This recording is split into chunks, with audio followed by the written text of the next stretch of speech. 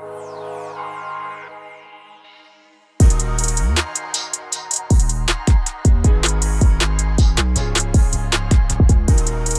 Jordan. What's up, Michael? I'm done scrolling forever. Wow.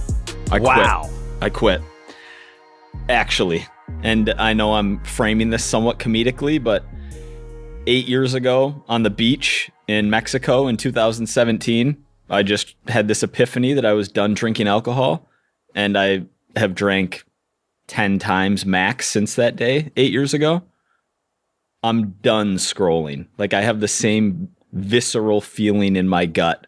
I don't know exactly how I'm going to avoid it since it's so prevalent in our environment, but it's the worst. Completely agree. So what, you think like 10 scrolls every 8 years? Or is this just like a completely done, you're off, never again? That it doesn't really, I don't think that level of frequency makes sense. I'm going to delete all the apps because I can't really never be on every app. Yeah. Checking on PT Pod Instagram. I feel like there's a slight obligation to keep up with a little bit of Instagram. I'm going to do that on my desktop, which Smart. is a big enough barrier to not have it with me 24/7. And it's not fun scrolling on desktop. It's a different experience. Good. I hope it's the least fun thing ever. I'm going to delete apps from my phone. Yeah, man. We live, and by the way, I don't know if this epiphany is universal. I think that I am more affected. My brain is more affected. My behavior is more affected by impulsive pleasure and being in a dopamine deficit than the average person, whether that's genetic. I do. Oh, Yeah, interesting. If I wake up and the first thing I do is scroll for an hour, I'm not doing I can't sit and respond to a comprehensive email. It affects you the rest of the day. It affects me the rest of the day. Got it. In a huge way. Whereas I see other people wake up, scroll for 2 hours, get out of bed, go work a desk job for 9 straight hours and do actual good work. Do they do actual good work, or do they just like go and scroll at the desk job? No, I see it. I see it. Oh, wow. Yeah, which is awesome. I think that's really cool and just highlights strengths and weaknesses and differences in individuals. Gosh, I think that's so cool. I wish I could. I actually do. Yeah. Today was the first day in probably 5 years where the first thing I did this morning wasn't reach for my phone, but the first thing I did when my alarm went off was I reached for my phone, turned my alarm off, but I didn't open it. Yeah. I literally just got out of bed, walked downstairs, got the coffee going, sat there and looked at it instead of looking at my phone for 5 minutes while the coffee brewed. Poured You just my looked coffee. at the coffee? I stared at the coffee pot. I was like, I'm not looking at my stupid phone. That's I hate like this thing. real 1990s energy. That's what I need. I love that. And then I went downstairs, and it was the first time in 5 years where I did all of my emails before I looked at my phone. Was there like a pull? Did you feel like a pull to look at the phone or no? Of course. Oh, yeah. Okay. All right. Yeah. Everyone does. But for me, that's my most rested, caffeine is hitting. Like, that's my best work time during the day. And so I would say it's the easiest. It's the least amount of pull, but it made me realize in every moment of discomfort, in every moment of boredom for years, my unconscious instinct is to reach for, even if it's refresh mail on my phone, go on Instagram. If I don't want to have the volume on, go on Twitter, read, just like all of this mindless entertainment, like garbage for my brain. And I know if you've been listening to the podcast for a long time, this is probably the fifth iteration of like this actual same conversation. But look, there's so many, and I'm just going to keep monologuing this until Jordan finishes his food. No, dude, I'm going to be eating the whole podcast. So just Okay, well, you're doing it nice and quiet. I like it. Well done. There are so many forms of cheap dopamine and impulsive pleasure available to us in this current Western world that we live in video games, pornography, I mean, the foods that we eat, you can go there, drugs, alcohol, like there are so many. I'm happy that those aren't my vice to the degree that scrolling is. But this is like vertical video and Twitter on social media and the cheap, easy entertainment that comes with it and the dopamine deficit that it puts me in. And as a result, the worse version of me that I am has slowly eroded the quality of my life without me even knowing it. And I'm disgusted with myself as a result. And I'm done. And I wish I could go a moderation route. I wish it wasn't like I'm cutting out sugar. I wish I could, just scroll a reasonable amount. I've tried scrolling a reasonable amount. I don't scroll a reasonable amount. I scroll and I scroll. And then when I can build some momentum around not reaching for my phone constantly, having a book on me if I'm out and about going places, like having something less impulsively pleasurable, less easy to do, less negative on my brain.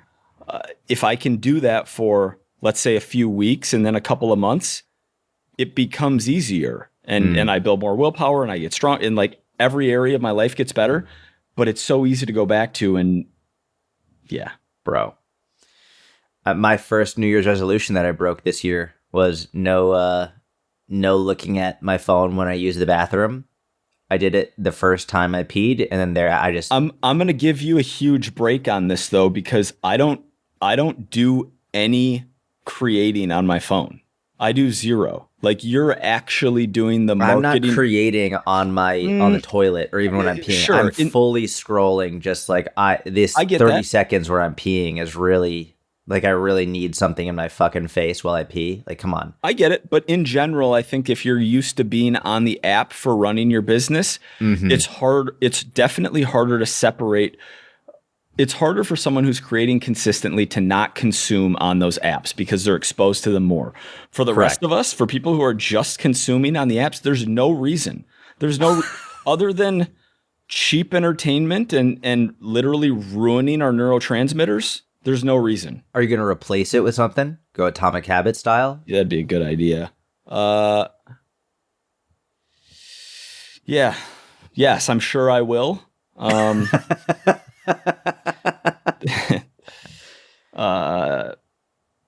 Yeah, I mean, replacing it with work is something that I did this morning.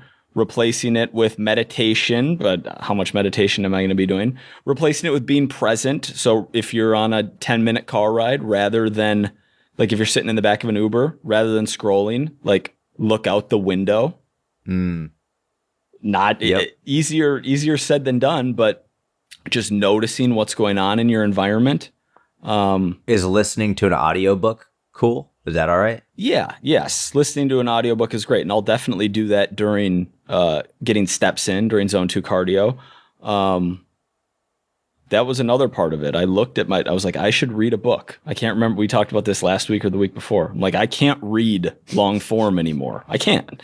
And I'm looking at my bookshelf and I've purchased all these books over the years and probably read half of them. So I have half my bookshelf. I haven't even finished these books, some of which I haven't even started. I'm like, which book do I genuinely want to read if I was someone who could read a book? And I'm looking, I'm like, I picked a couple up. We're going to Florida tomorrow for a week, and I'm bringing a few books down there in hopes that I can, I don't know, read 3 chapters of one of them is like my goal.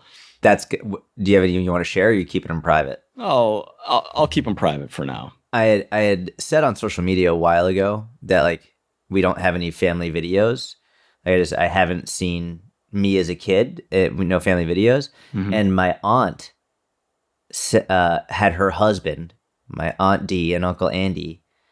Uncle Andy was always like videotaping family events, and he like categorized them by event.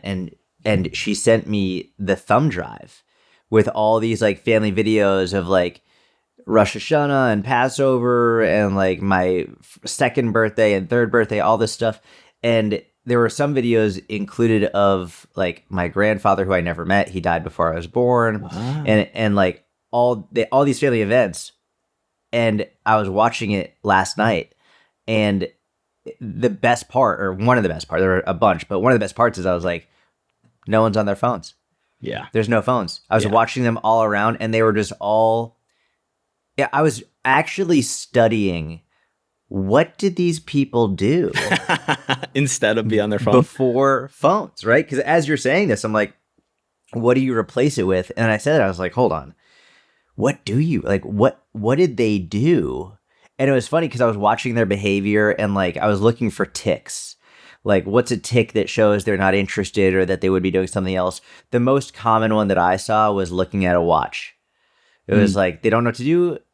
Look at a watch. Like Uncle Rich. He did that a number of times. Uncle Rich kept looking at his watch. Like, that was the tick. But like, he wouldn't get sucked into his watch. It was just a watch. It was his watch. And then boom, then back into the conversation or just standing there.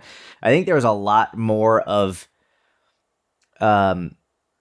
dealing with discomfort, but also I don't think the discomfort was as bad because now the discomfort gets worse because the crutch is going to your phone. So now you have the discomfort of sitting in the discomfort, knowing you could get out of that discomfort by going to your screen. You have the option for hyperpleasure immediately, instantaneously, unearned right there.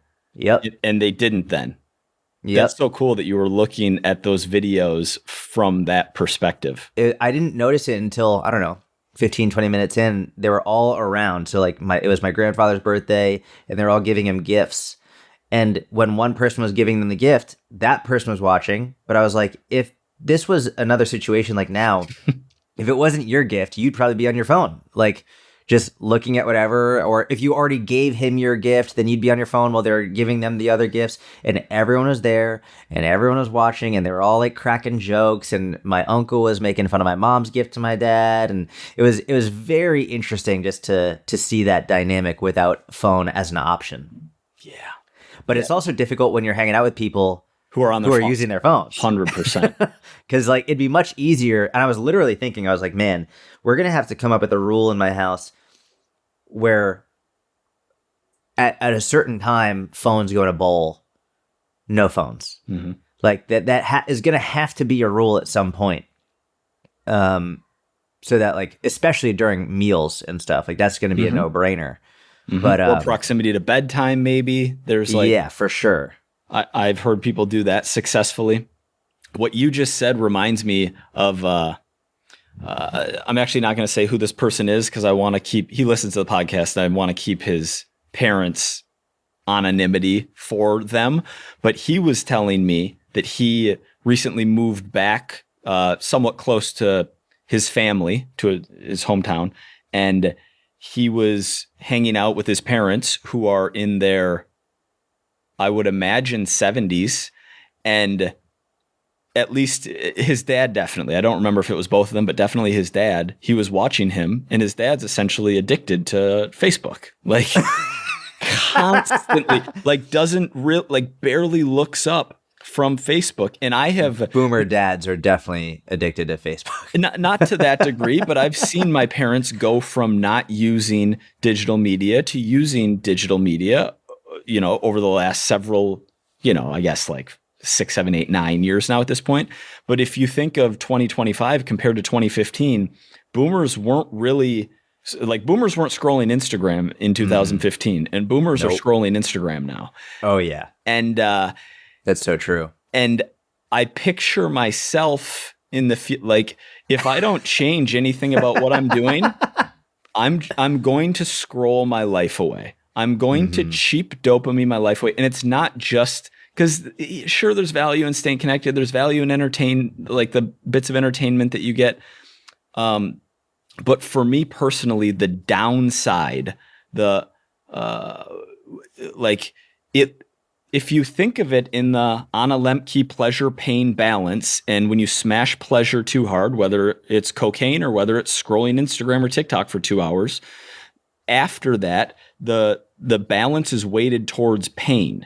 And which is a dopamine deficit. And when you're in that dopamine deficit, you're going to want to do things that bring you pleasure. One of them, for me, is dessert foods. Like my ability to be on a diet is so much better if I'm not doing things that consistently put me in a dopamine deficit, because then I'm left wanting for the Chewy bars or the donut or the like anything that's going to make me feel better immediately rather than sit in the discomfort, because eventually that pleasure pain balance goes back to equilibrium. If you sit in pain long enough, you know, it depends on how far in you are, it depends on you, your genetics, your situation, but eventually time brings you back to equilibrium. But it's so hard just to sit in discomfort when we have all of these options to make us feel better immediately. Clip that. That was Clips Nation right there. Honestly, I don't think it lands with. Of course it lands. I don't think it lands, dude. I can think of maybe like 3 people who care about like everybody I see is just resigned to the fact that this is how we live our lives, which except for Nadine in the mentorship, who doesn't even have social media. Shout out Nadine, joined the mentorship a couple months ago. She's probably like, no, I can relate, Mike. But most people are just like, this is how we, at least from what I see and from the conversations I have. I think they see it as a necessary evil, but also simultaneously understand that it's horrible for you, and they don't like that they do it. I think it's one of those things people are like, yeah, I don't like that I do it, but I do it. I think most people don't care that they do it, and they do it. I think maybe a segment of people don't like that they do it, but they do it. But I think most people are just doing it and not really thinking about the fact that they're doing it. I think you're right. That makes sense. I feel like the antithesis of social media is nature. Yeah. Like the best thing you can do is get outside. Yeah. It's like as soon as like if I'm scrolling or I'm on social media, like it just not it doesn't even have to be anywhere nice. I'll just go in my backyard. Mm-hmm. Just like immediately feel better. Yeah. Especially if it's sunny. But like could be sunny, could be dark out, could be like 11 at night, 11 in the morning. As soon as I'm outside, like immediate connection where I like, okay, I feel much better. I'm with you. I still don't think it's a cure. Like I go outside, I'm picturing myself on the beach. I've scrolled Twitter on the beach. Like there's all sure, right, you 15 minutes in. Let's try sitting in a chair in the sand and like, oh, this feels good. But just try sitting, like there's still... Bro, you're preaching. I told you, like, you told me you take flights for the whole flight and you don't even look at your phone. Like, trust me, I know. I know, but you just said you go in your backyard and you're like cured. I'm like, if I go in my backyard, I'm still going to be wanting. I'm still going to be in a craving state. I agree with you that being in nature helps, and probably the more time spent in nature, the better. The better, yeah. Yeah. Yeah. But I'm done. That Interstellar Instagram reel, funny enough, of the guy scrolling his life away is... Did I see that? No. I was going to send it to you, but then I was like, you have to watch the movie first or you're just not going to appreciate it. Okay. It's funny because I was literally thinking earlier, I was like, man, someone should make a great video showing someone scrolling their life away. It's art. It's the greatest reel I've ever seen. Isn't that ironic? I'm going to miss it. I'm going to miss it. It's the greatest thing I've ever seen in my life. And it convinced me to be done with this. Honestly, yeah. I'm dead serious. If I don't scroll at all, I can see myself 18 months from now creating content 90% about trying to get people off of these platforms and 10% about fitness. My whole account is designed to get you off of this platform. Yeah. Actually. The comments would be so good. They'd be like, bro, get off the platform. I'm not on the platform. I'm making stuff out here in the real world. Someone else just make content and then you get someone else to upload it. Post and Ghost, Rogan. I've never seen that's going to be me. I don't see my comments. Yeah. I don't have the apps. I wish I didn't see my comments. It's not fair. I get a lot of really nice ones, but you know. You can get 100 nice comments in the one comment. You're like, yeah, screw this person. Yeah, dude, that's good though. I'm glad you're done. You're out. Don't give me any credit because I haven't done anything. Well, I did actually not look at my phone. I haven't scrolled since, I don't know. I'm probably at like 20 hours. 20 hours? Yeah, I that's didn't scroll crazy. Last night. I read 5 pages of a book. Oh, nice. I put on a long form podcast. Which podcast? On a Lemke on, what's that guy's name? That British dude. He's got a big podcast. Diary of a CEO. Yes. Yeah, good job.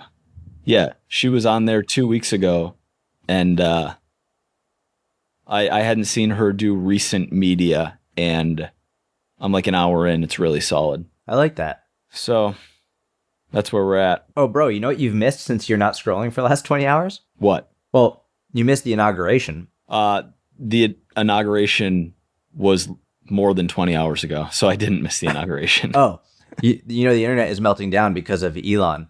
Because have you seen that? Yeah, my heart goes out to you. They think he's a Nazi. Bro, it's outrageous. Yeah. How about all of the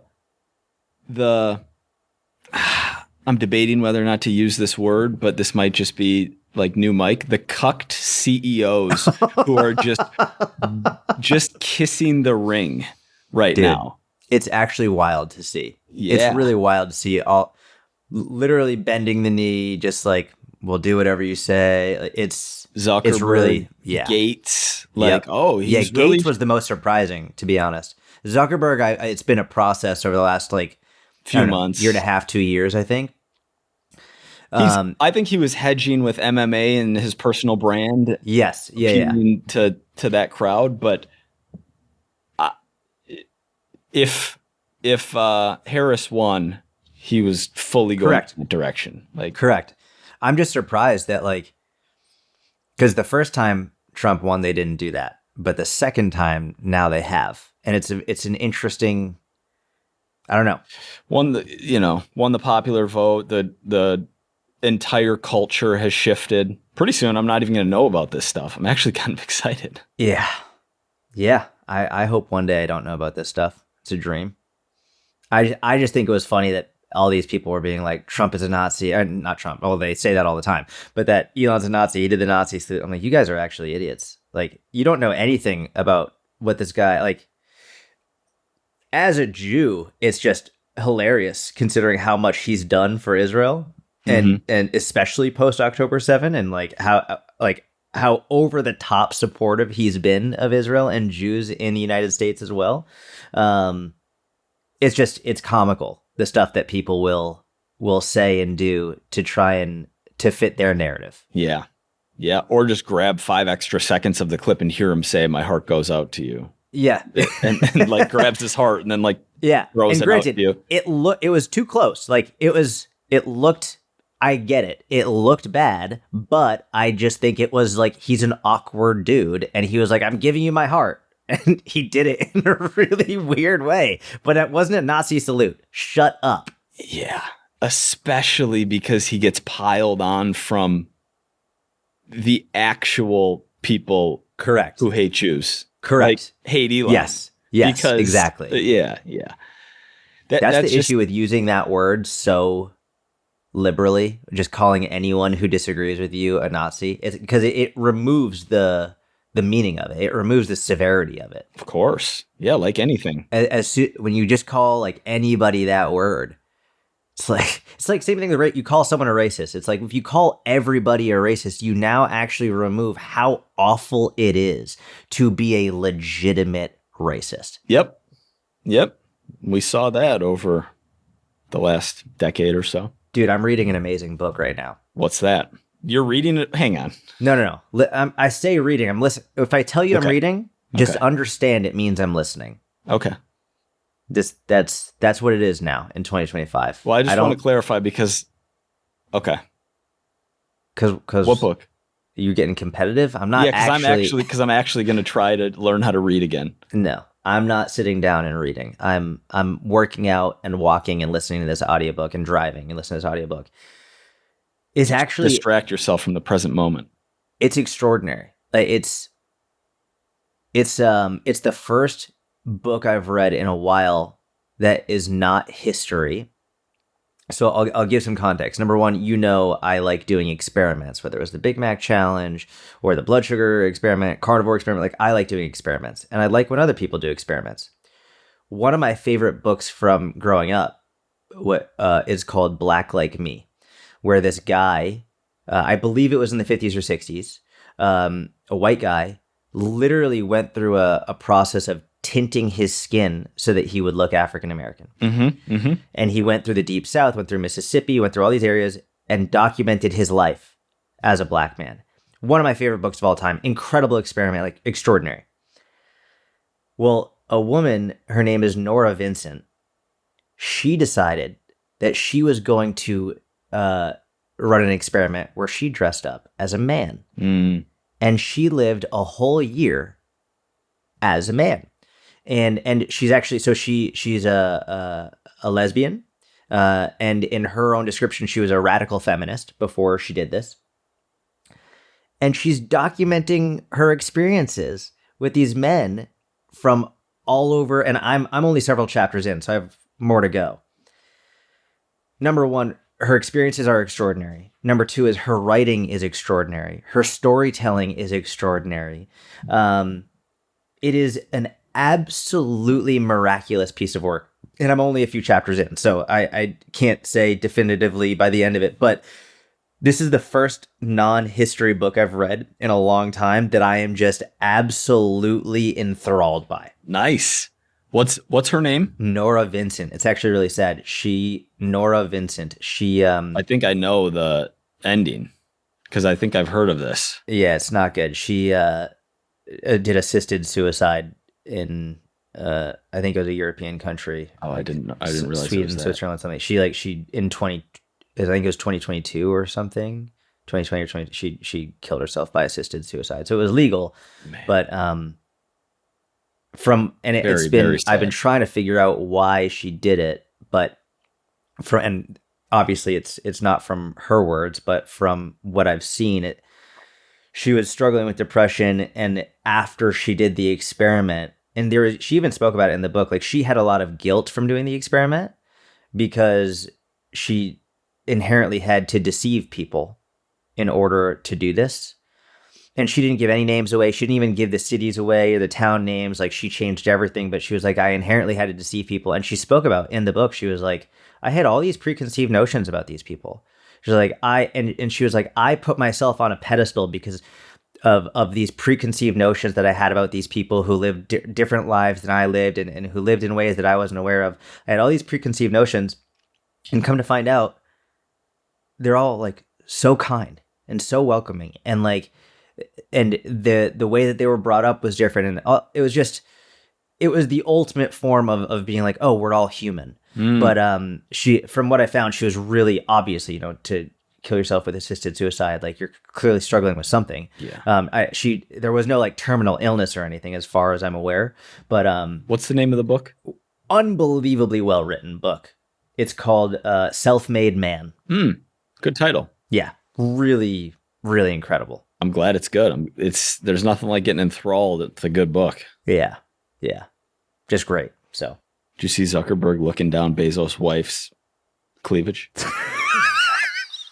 No, you didn't see that? No, I didn't see. Bro, it was she was wearing like a sport. She was wearing a sport coat with like lingerie underneath it. Dude, I typed in Zuckerberg and it's the first thing that came up. Dude, hilarious. Oh my! He's sitting next to her and he just sneaks a peek down. Is it a video or just an image? There's a video and an image. Did you watch the video?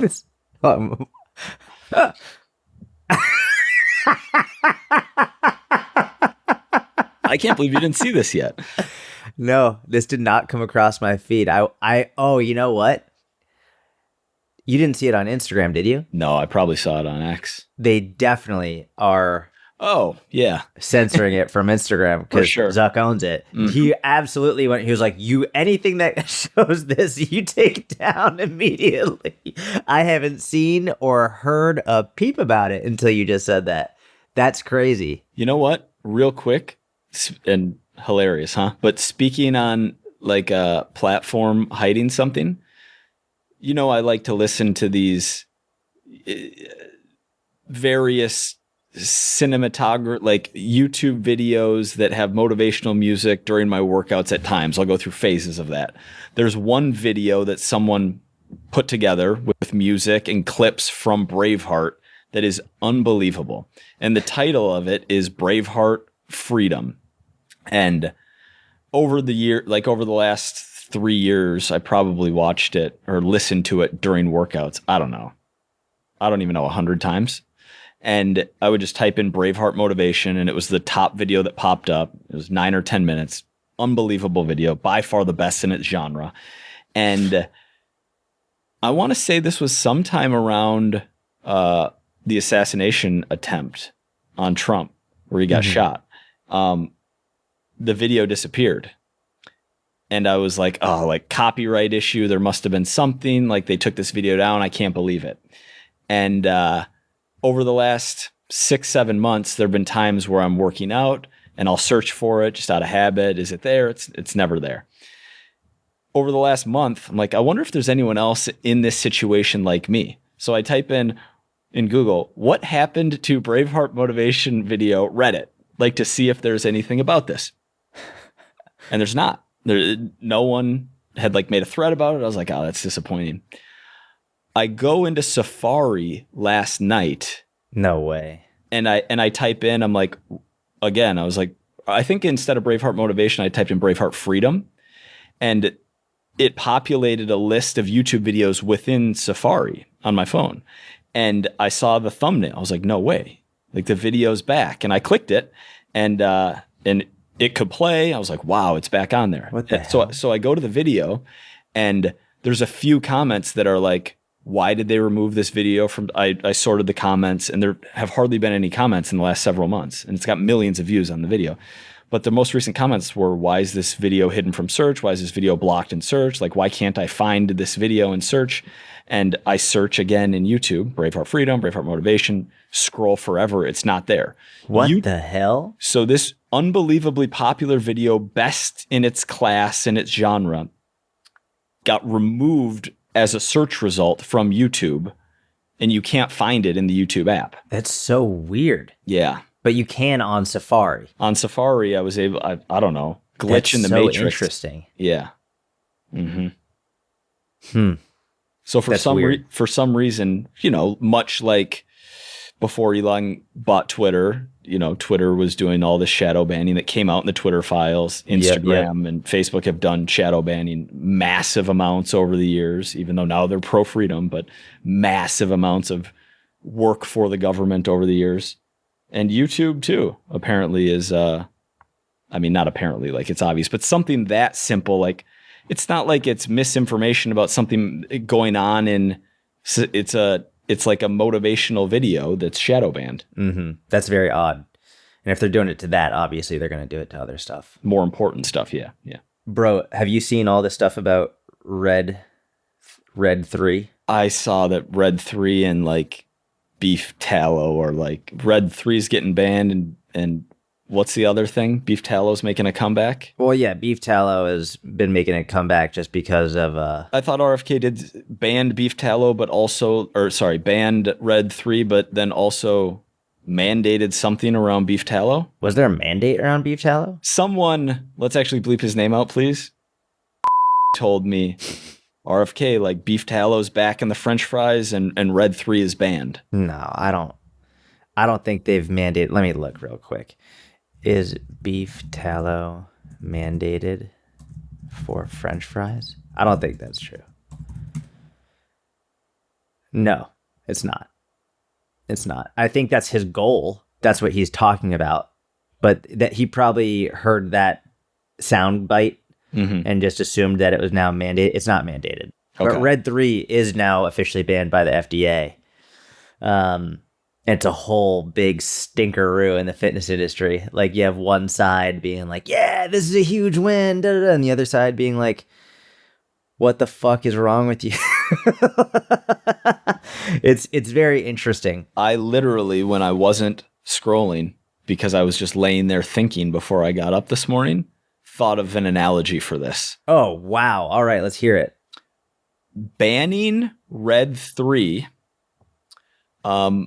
to make America healthier is akin to the Minnesota Vikings deciding that they are going to repaint the like in the parking lot, repaint the lines in the parking lot to help them win the Super Bowl. Like, Yep. like, oh, like, yeah, I guess it's something, but like getting a really good quarterback would be like a real step in the right direction to winning the Super Bowl. Like, I don't know, hiring a really good offensive coordinator, real step in the right direction. Painting the lines in the parking lot, yeah, it's something, but is it moving the needle?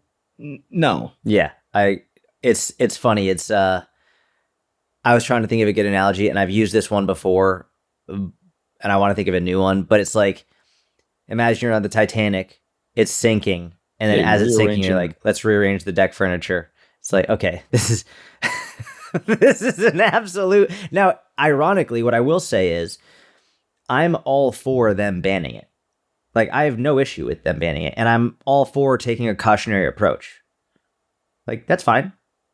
Cool, we can ban it, and like, but to also be clear, there has been no evidence that in humans it causes cancer. The mechanism that it can cause cancer in rats is not only in outrageous quantities, but also that mechanism isn't seen in humans. So, but again, I'm all for banning it. Fine. Ironically, this is what I think is very ironic. If you look at what foods typically have Red 3, it's like gummy bears and candies and juices and all of these foods that the crowd that is so happy that Red 3 is gone, they're the ones who say that stuff is poison anyway. They're the ones who say, like, sugar's giving you cancer. They're the ones who say that these foods are giving you cancer and you shouldn't never eat these foods. So it's like, well, you're not eating those foods anyway. So you say. So why is this going to make America healthy? Why is this your main thing? If you really, really, really, really, really want to make people healthy, it's like, how about instead of removing something that is already, like, no one thinks gummy bears is a fucking health food. No one thinks fruit juice like that all is like a great option for health. I shouldn't say no one. I'm sure there are some people who are like, oh, it's a fruit juice, but like, it's most people don't think gummy bears and Jello and all that stuff is healthy for you. So they're removing something from a food that people already shouldn't be eating in high quantities because they already know it shouldn't be make up a significant portion of your diet. It's and again, I'm all for removing it. Let's take a cautionary approach. But this isn't going to make anyone healthier. Correct. Let's be clear. It's not going to make anyone Jordan just randomly drops the Obama. That was good. Yeah, man. Donald. Yeah, you're preaching. You're absolutely preaching. It's come on, man. Come on. Like we've talked about, I don't know how much we've talked about this on the podcast recently, but if you look at every experiment where someone eats quote unquote terrible, unhealthy, low quality food, like the Twinkie guy, like the McDonald's guy, but does so in a calorie deficit and loses body fat over a period of time, they get significantly healthier over that period of time, only eating crap food. Yep. The best thing we as a country where overweight plus obese population is, I don't know the exact number now, somewhere around 75%, is lose body fat. And that doesn't have anything to do with an individual ingredient. Unfortunately, I wish it did. I really wish it did. But yeah. It's just such an interesting thing to really be focused on. Yeah. It's just so wild. Like, these are the things that, like, you're I don't know, you're celebrating this huge, it would be, it's like, as the Titanic is sinking, it's like, you put the chair, but yeah, you got this chair back in the right place. Yes, that chair. Oh, and then it falls. Oh, but it was in the right place. It was close. He had it there for a second. It's like, it's such a ridiculous thing to be spending so much time and energy on relative to what actually people need. Yeah. What do you think about that Bryan Johnson guy? Have you watched Don't Die on Netflix, the doc about Bryan Johnson? Have not watched the doc. Have you watched the doc? I have no interest in watching it. It's, of all of the things I could do, I would way rather read Nora Vincent than watch Bryan Johnson tell me he takes 80 pills every morning to live forever. All devil's advocate. I think it's cool, unique, contrarian.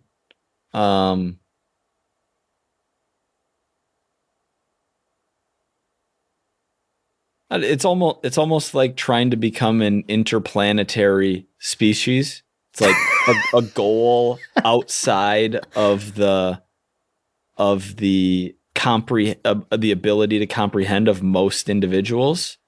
And he's really going all in with it. So if you're going to do something, go all out. That guy's anxiety must be through the fucking roof. What do you mean? He must always be thinking about dying. Just constantly. Just by nature of what for anyone who doesn't know, this guy and I think he's probably aware he will die, but he's trying to live as long as he possibly can, and everything is about reversing his age. No, I don't think he knows that he's going to die. I think he thinks there's a chance that he can solve death, and he's doing it like a CEO would solve any problem that a company is trying to tackle. I think he has like a coronary calcium scanner in his house or something. I think he has like these major like MRI machines, like, I think he has it like in his home. That dude must have so much anxiety.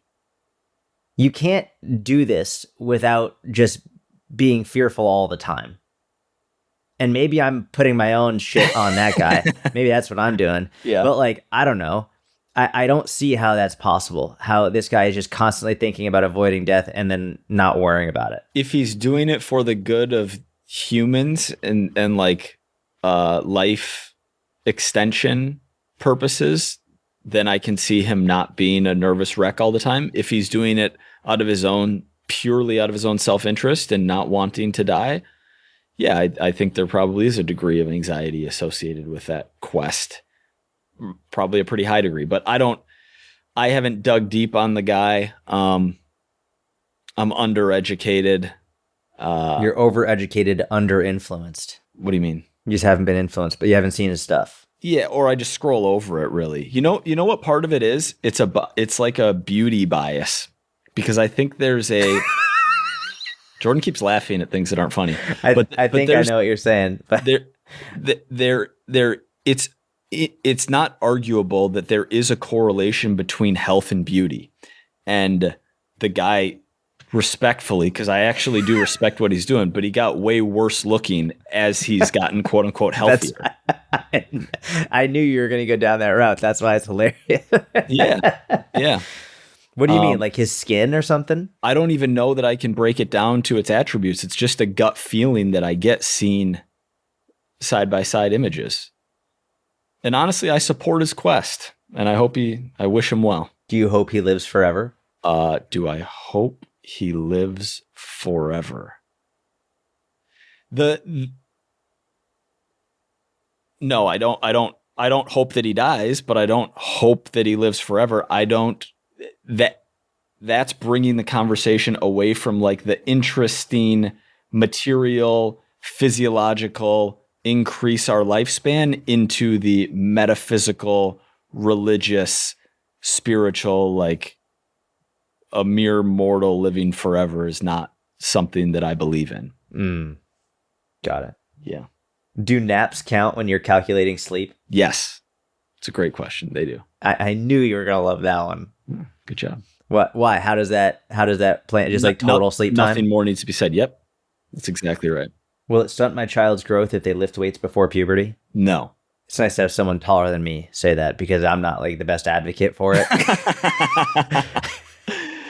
People always ask me, and I was like, I know you're not like, this isn't like the picture of what you're looking for, but like, I'll just show you every male in my history, in my like genetic line, so you know that I'm very average for all of them. Yeah. And none of them lifted weights. I have seen some interesting, not like good science, but science around sleep and nutrient deprivation over childhood affecting height in adulthood. Interesting. Mm-hmm. That makes sense. But yeah, as far as I know, genetics are by far the number one factor in that one. Fitness person said high blood pressure and cholesterol don't run in families. Is this true? No, that is not true. It is egregiously dangerous and stupid. literally everything has a genetic component, including things like blood pressure and cholesterol, which is why when you go to the doctor, literally one of the first things they do is get your family history because they all have massive genetic components. So I don't know who said that, but they're wrong. Mm-hmm. What are your thoughts on the iPhone pedometer? I think it's very accurate. Yeah. They do a great job with it. I've tested it against Garmin and against a random Amazon, 1990s pedometer that you just snap on your waistband. Yes. Yeah. Same. And iPhone's really solid. Yeah. iPhone's great with that. It's just that, do you actually have your phone on you all the time? Most people don't. Correct. So there's that. I do think having just like a 1990s pedometer is actually great. Probably one of the best things to have, especially if you're trying to scroll less. Mm-hmm. You don't want your phone on you.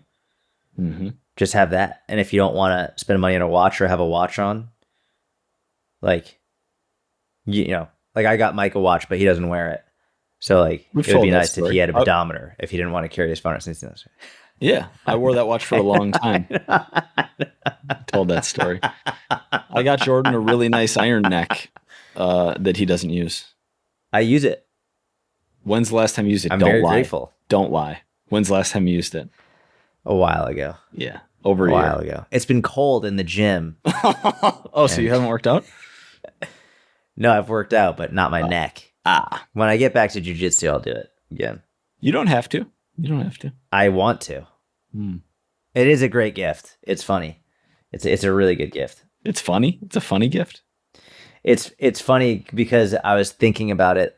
I'm going to do once I get all my new equipment, I'm going to do a home gym because people often say, can you do a tour of your gym so we can see what you have and sort of rank it?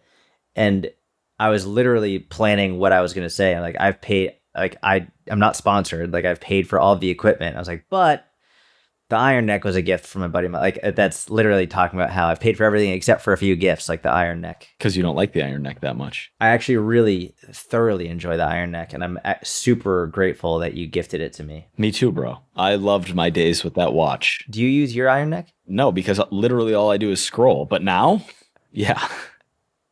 No, I haven't. I hadn't been using. My neck was getting a little too jacked at one point. Too thick? No, my neck feels better when I'm consistently using the iron neck, and nothing remotely close to failure, but just a lot of that, a lot of that rotation feels really good. I think it's just the movement. That's the night. It's you get a lot of rotation and movement, and you're working through a full range of motion while strengthening it. It's really nice. I like it a lot. Yeah. Thank you for listening. We hope you enjoyed the episode. Sorry for a relatively short episode this week. We'll be back next week with an even sicker episode. It'll be so sick, you'll love it. It'll be the sickest episode you've ever heard. Frankly, let's be clear. It's going to be a great episode. Have a wonderful week. Talk to you soon.